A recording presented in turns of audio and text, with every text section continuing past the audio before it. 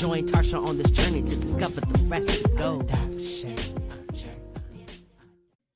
Welcome to the Adoption Journey podcast. I am your host, Tarsha Smith, and welcome to yet another week, another journey, another story. You already know to subscribe, so I don't have to say all the things, but you know what to go do. I'm not going to prolong this because I'm excited to dive into this story today. We have with us Monica Kelsey. She is the founder of the Safe Haven Baby Box. And she also has her own story outside of the baby boxes. Hi, Monica. Well, thank you so much for having me. I really appreciate it. For sure.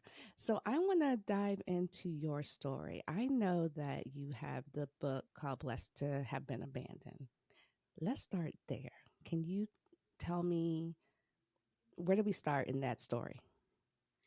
Well, the story starts actually from the very beginning, from the day I was born. Okay. When I wrote the book "Blessed to Have Been Abandoned," I wanted people to know not only the beginning but also the end, and not that it's the end of my life, but it's kind of the where I ended up and what I'm doing today. And so, for people to kind of understand where the passion and the commitment comes from For sure. with Safe Haven Baby Boxes, I literally have to take you back to the beginning. Absolutely. Let's go. I'm ready. So I'll take you back to August of 1972, Okay. when a young 17-year-old girl was brutally attacked and raped and left along the side of the road. And this was in 1972 when abortion was illegal in our country. I'm not Okay. here to debate abortion. I'm just stating it wasn't available then. Yeah. And this 17-year-old girl pressed charges against a man who had raped her, and he was arrested and charged. And then, if that wasn't the worst of it, when her life was finally getting back to normal, she found out she was pregnant. She was hidden for the remainder of the pregnancy and then gave birth in April of 1973 and abandoned her child 2 hours after that child was born, and that child was me. Okay, so for those that don't know, this is the era, the tail end of that era of the quote unquote like baby scoop era. Like if you got pregnant young, didn't have a husband or whatever, you were going away and it was going to be hidden. And you're probably not going to keep that baby. But in this case, she left you somewhere. Where did she leave you? She actually left me at a hospital. And today we have laws allowing this to be legal. But back then it wasn't legal. Right. It was an abandonment charge. And so I look back. She was charged? Well, no, I'm sorry. She wasn't. I'm saying that in general, In general. Okay. yeah, for somebody that would have abandoned a child, that they would have been charged, but she was not. Okay.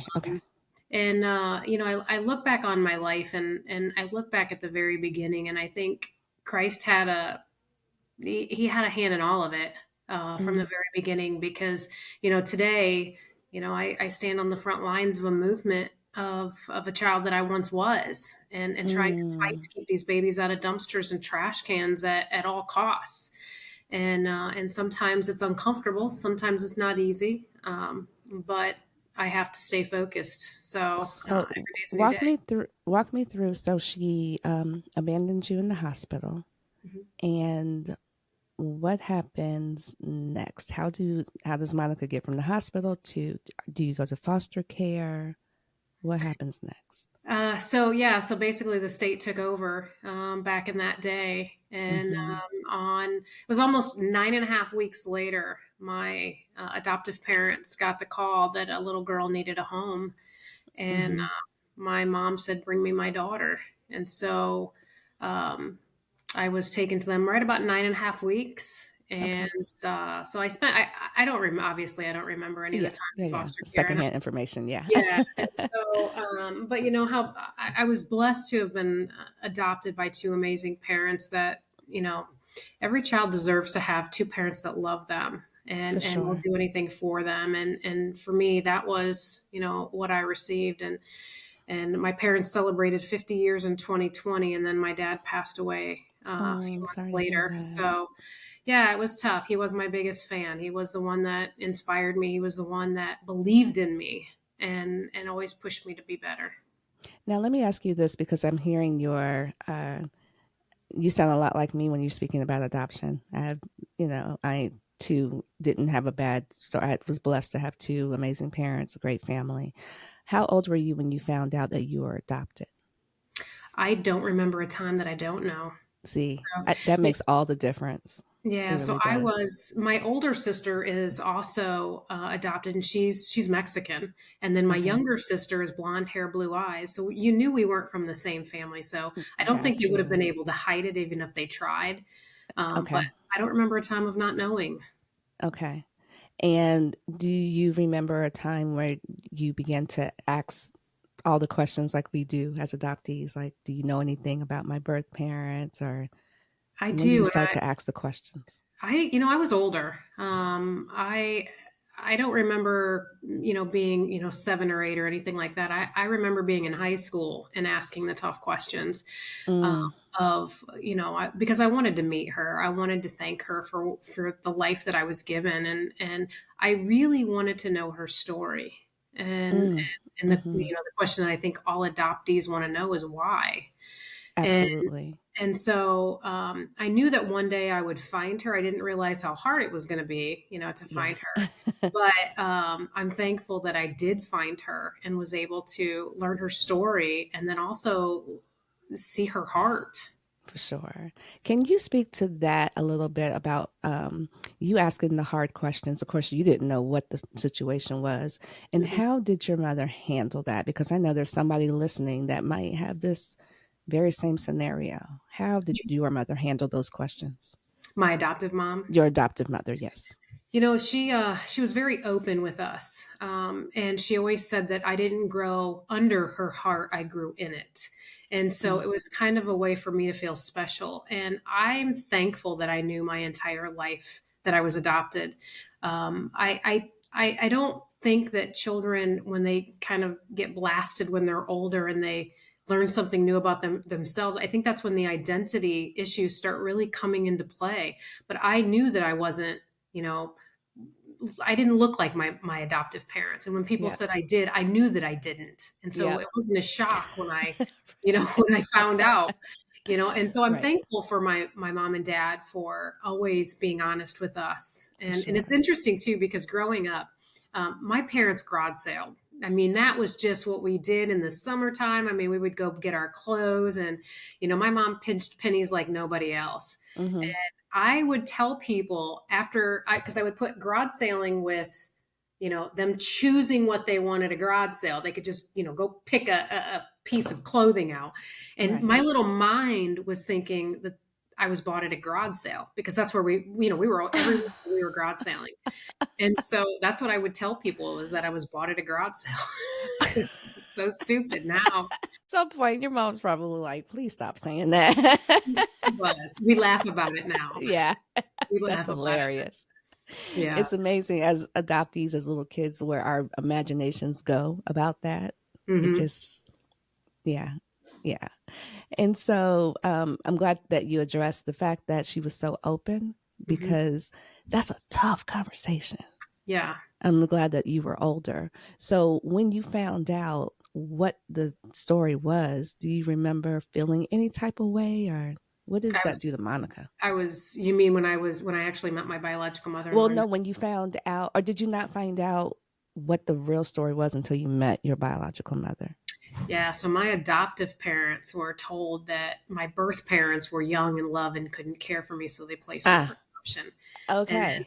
only did I find out that that wasn't the case at all, that they were lied to protect me is the only reasoning that we can come up with why they would Mm, say that. But yeah, my parents didn't know. My adoptive parents didn't know. that And was then when very common back then, though. They would fabricate these stories I've both heard that ways. a lot. I've heard Yeah, that a lot. yeah. So I'm not even surprised to hear that. So, what steps did you take? Because you and I are right around the same age. What steps did you take to find your birth mother? Oh my gosh. What I didn't I do? know. I was on a road. I was going to find her, and I actually stumbled upon her name. Oh, And how? I didn't have a piece of paper or I didn't have a birth certificate or anything directing me her way. I knew where I was born. Well, let me back up. So my second birth certificate that has my adoptive parents' names on it had a Okay. doctor's name on it. And so, and it said that I was born in a certain county. And so I went back to that county. I contacted the doctor, which is interesting because he actually lost his medical license years later, for I don't even remember, drugs or selling drugs. I don't know, but yeah, it was like, That's a whole nother podcast. yeah. So, but I started, and back in the day, and you'll probably remember this, you could 211, pick up your phone and 211, and you could ask all these, or maybe it was 411. I think it was, I don't know, but that 411 411 411. Okay. So 411. Yeah. yeah, you could pick up the phone and you could be like, hey, I need such and such's phone number or whatever. Yeah. And they would give it to you. And so that's how I kind of started. Was I got his phone number. I contacted him. Of course, he couldn't remember anything. And then I went to the hospital where it said I was born. Their hospital actually caught fire in the 80s. And so a lot of their records were damaged and destroyed. So I was like, what the heck is going on? And then I went to the newspaper and I, looked at every person that was in the hospital, in that hospital. Because remember, back then, they printed what hospital, how old you were, whether it was a boy or girl. So I'm like, okay, that's where I know I'm going to find this. And so I went through all of these people, and I just started 411ing these people's names and calling them up, cold calling them and say, hey, my name's Monica. I'm trying to find my birth mom, blah, blah, blah, blah. And I mean, I look back now and I think, how ridiculous was I? But like I said, I was on a mission and I was going to find her. And so you weren't even using what would have been the white pages back then. You were 411. No, I'm calling all these people. And girl, what did you say? What does that conversation sound like? Do you remember? I remember this is a funny thing because I remember this lady. And I was trying to explain who I was to her. And she's like, no, wait a minute. Now, who are you? It was like, I was like totally catching these people off guard, and I was like, hey, my name's Monica, And so it's interesting though, because one person that I had called, and I think I had called maybe 6 people. And I went from 2 days before I was born to 2 days after I was born. So all of those days I was calling because back then you stayed in the hospital for 2 days. So I was like, okay, well, and so, I spoke with one of the people that was in the hospital at the same time that had just given birth, and they remembered a woman with my birth mom's last name, and she named that, and she says, I remember a woman with the last name of whatever, and she says, I don't remember, but I don't think the baby went home with her. And I was like, huh. And so I wrote this name down on my little sheet, and I just went on, and I completely forgot about it. And then I graduated high school. I was still searching, doing other stuff at the time, but I graduated high school. I joined the United States military and I went away. And so, but I took this folder with me when I went. Course. And so I was stationed in Norfolk, Virginia. And I was like, you know what? It's time. Let's open this thing back up again. And so that name was still written on this binder. And so what I did is I 411 that last name. And I'm like, I need somebody in this county with this last name. And so they gave me a number. And so I called.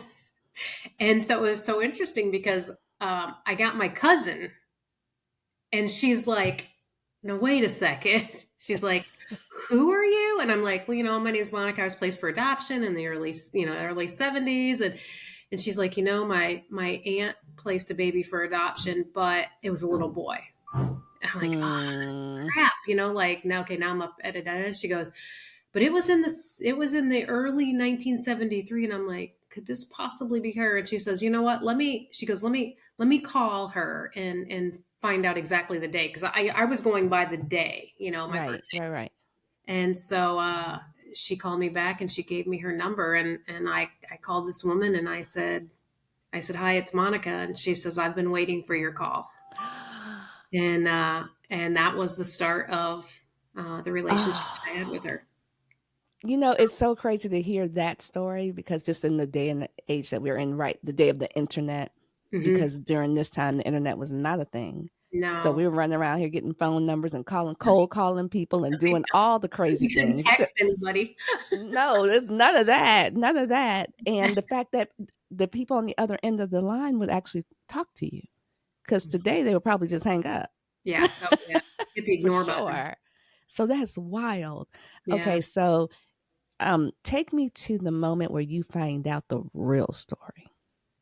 So, well, when I was in the military, that's when I found her, but I didn't really truly reconnect. I went and I visited her. I was 21 years old, and I talk about this Mm-hmm. very shortly in my book because I don't look at this as part of the story. But I met her when I was 21 years old, and she was still dealing with addiction, and I couldn't deal with Mm. that. I was not raised around that. I didn't know what I had gotten myself into, and so I kind of took that relationship and I put it on a shelf, and I walked away from it. And then when I was 37 years old, married with 3 kids, I was like, you know what? Whatever happened to her? So Let hold me. on, let me ask this quick question. Did you reconnect with siblings? No, no. So Just her. yeah. So yeah, Okay. she.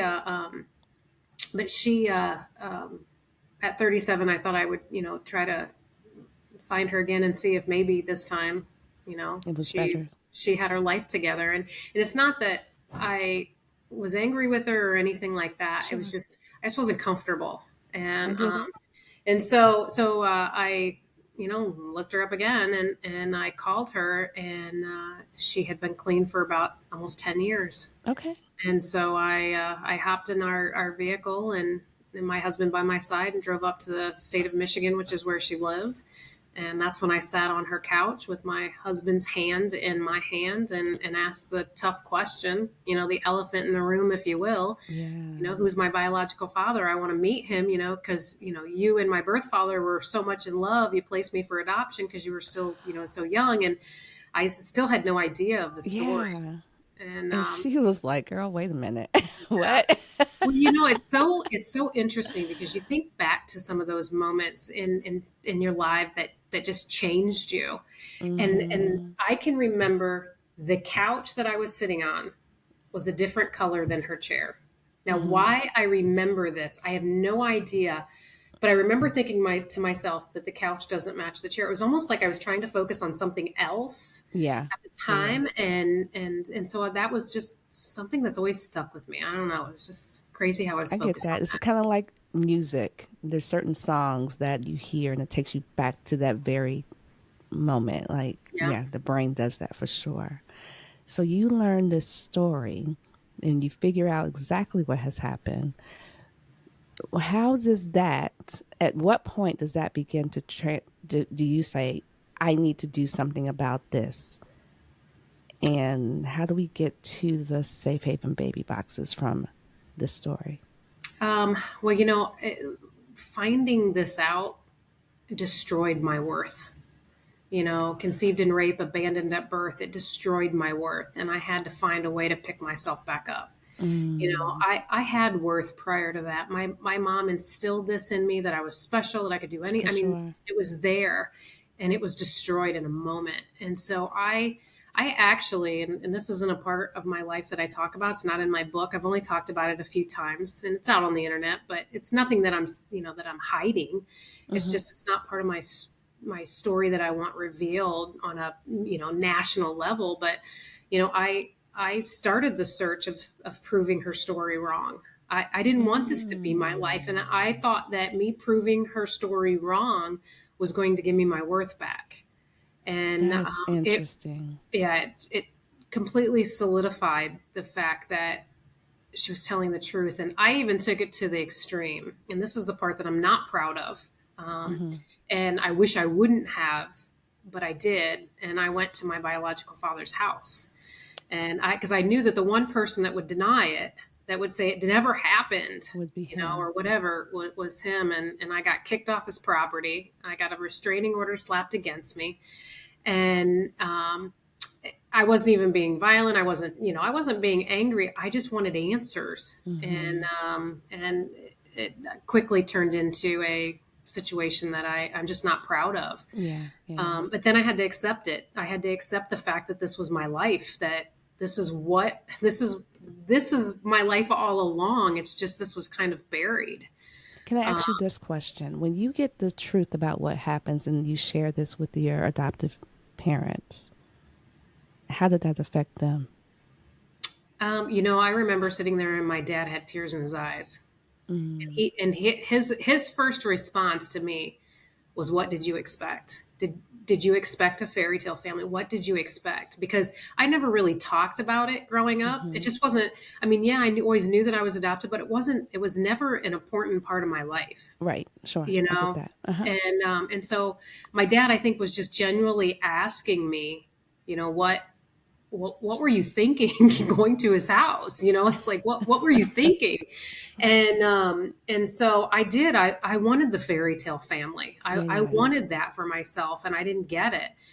My birth mom is a beautiful human. I mean, she's passed away now, but she was a beautiful human being. She was just amazing in every way. She just dealt with a lot in a very short Mm-hmm. time that almost destroyed her. Mm-hmm. And so, but my adoptive parents, they were very supportive of me finding her. They were very supportive, but almost guarded as well. And I don't know how to Sure. Sure. Sure. explain it, but they were supportive. But Mm-hmm. yeah, my dad was questioning why I was doing all of the things I was trying to do to basically call her a liar, Yeah. and it backfired on me.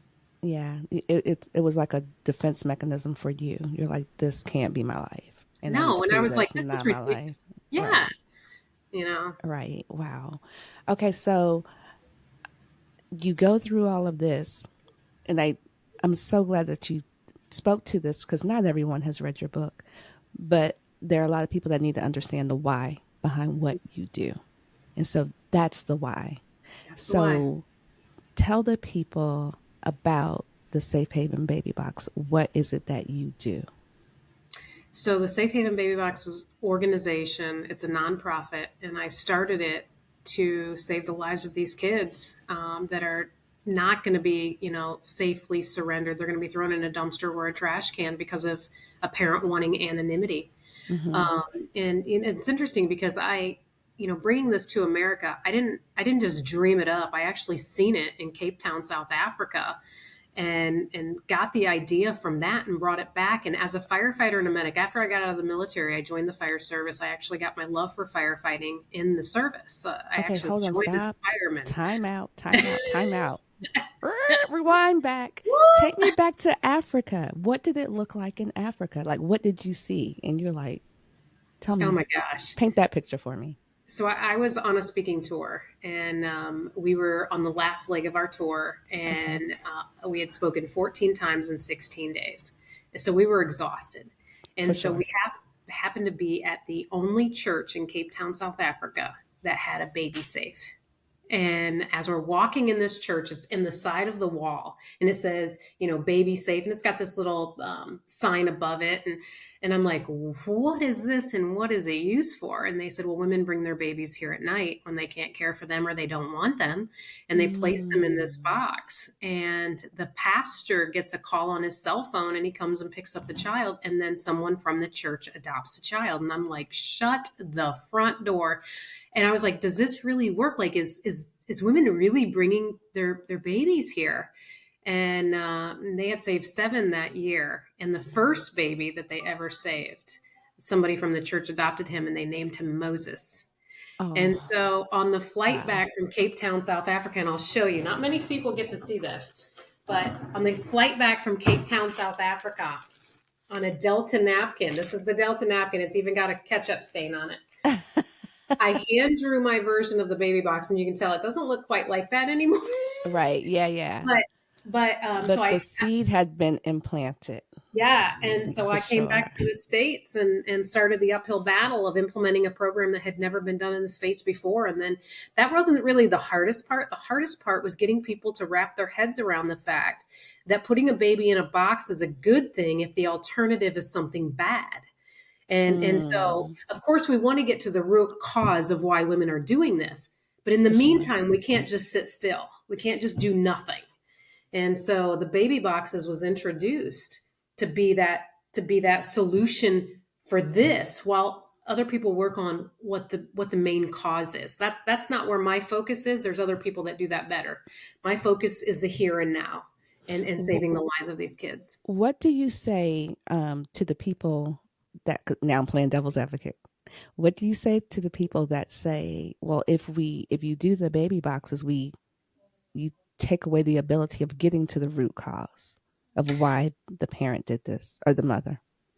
Well, when you look at the safe haven law that's been around for the last 25 years, Mm-hmm. You're right. We haven't got to the solution yet, the full solution. And I think it's different for everyone. Everybody's situation is different. There's no one size fits all. Mm-hmm. But we also have to acknowledge, the fact that some of these parents just don't want to be parents. They don't want to tell anyone they're pregnant. They don't want to walk up to anyone and face them and hand their child to another person and say, I can't do this, Mm-hmm. or basically, I want what's best for my child and it's not me. I mean, that would be hard to say to somebody else and then hand them your newborn. But in the meantime, I can't sit back and do nothing and allow these babies to continue to die. Mm-hmm. And for the last 25 years, even with the safe haven law, babies are still dying. And so you have to, I think for us, we have to take it to another step and allow the anonymity piece, to accompany the safe haven law, which is what wasn't there before. Right. I don't know if you know the answer to this, but in Cape Town, South Africa, were you ever able to find out what the mothers were doing with these babies before they had this box? Well, the whole reason they put the box in this church was they found a baby in a duffel bag Okay. on the grounds of their church. And they said that if they didn't do anything, they were not going to allow women to just throw their babies on the ground or whatever anymore. And so they decided to put this box in. The box was actually, though, from the idea from Johannesburg. Johannesburg actually was one of the first places in the world to have, they call it the baby bin, but basically the same concept as the baby box, but they were one of the first in the world to implement this program. That's wild. That's wild. What do you say to the people that say the box itself isn't safe? I would say, prove to me that it's not. We've never had a box fail, ever. And we go ahead. No, go ahead. We've done so every box. We've listened to the people who do this for a living, the engineers, the mechanical engineers, the electrical engineers, and we've designed a box that has many fail safes on it. So if one of the alarms was to fail, another one would pick up. Gotcha. And so we've designed this around the the people that know more than what I do. And so I would say, we've never had a box fail. We listen to the people who are educated in this and build the boxes based on what they are suggesting. And we're also working currently with Underwriters Laboratory to get these boxes you all listed. So we're doing everything right, but it does take time. For sure. These had never been in America before. What would you say your biggest challenge has been with the boxes? Like you're right out the gate, your very first one that you were able to get implemented. What was the biggest challenge? Getting people to understand that putting a baby in a box is a better option than finding a baby in a dumpster. Why do you think that's so hard for people to wrap their mind around? I have people that tell me that it's inhumane for a mother to put her baby in a box. And, we work directly with these moms when they call us. Last week we worked with a mom, and I'm going to say probably 5 days of working with her, trying to get her to understand what an adoption plan means, what a parenting plan means, what about walking into a facility and handing a child to a person, what advantages that has, or utilizing the Safe Haven baby box. And ultimately she chose to do a Safe Haven surrender. And so us telling her that that's not her best option, that there's better options, is judging her. It's shaming her. And so what we do is we Mm-hmm. give the options and we say, basically, these are your options. How can I walk alongside you on one of those that you choose? And then Because we you choose. you have people that reach out to you even before the baby is born sometimes. We do. We do have that. We have them, sometimes, and not so much anymore as what it was when we first started, but we were getting calls before women surrendered a lot before. Now we get a lot of calls after they surrender. After. And the interesting thing about that is now they call us and they're like, is my baby safe and is my baby healthy? That's all they want to know. Mm. And I got a call from, and I got to tell you, this is the best part of my job. This is absolutely 100% the best part of my job is working alongside these moms. And I text them. So this is crazy. I know it sounds weird, but when they call and they talk to our counselors, if they want to talk to me, they will give them my cell phone number. If they are Okay. counseling these moms, because I am that friend, I'm not your counselor. Mm-hmm. I'm just your friend that you can just call me at 10 o'clock at night and just blow some steam. That's Okay. who I am. And for me, I think it's giving back because my birth mother didn't have anyone to walk alongside her. And Mm. so for me, I think it's filling that void. Yeah, But yeah. I'm helping these parents also, even in my small way, because I'm not a counselor. I don't counsel any of these moms, but I can be their friend and I can tell them that I'm here for them. Mm-hmm. And one of the parents, this is probably probably 3 weeks ago now, but she called and a lot of the babies, the parents will go public with. And she recognized that this was the baby that she had placed and surrendered. Mm. And it's amazing to see how much love they have for these kids, even if they surrender them. They For sure. absolutely love them. For sure. And knowing that these babies are safe and healthy and they went to a good home really brings these parents peace. And it's just for me, this is the best part of my job is just walking alongside these moms on their journey. Yeah. And I love that you said that if you were to tell a person that a particular option is wrong, that's like a form of judgment and they're already in a fragile place mentally already. And Oh so yeah. just giving people the option to do whatever they feel like what's best. Where my mind went when you said that getting people to wrap their mind around the fact that this is good, this is a good idea versus the worst case scenario. I would love, I know you probably can't answer this, but my mind is just thinking like, I've talked to many of people that have been left in an apartment, in a box behind a mall. Like I've talked to these people. You talk. Say that one And more time. You I've talk to. talked to people that have been left like one person I've spoke to, she was left in an apartment. Oh, Someone I see. found her in an apartment. Someone was put in the box behind the mall. And their mom watched the news to make sure that someone went and found the baby. Maybe. Yeah. So is that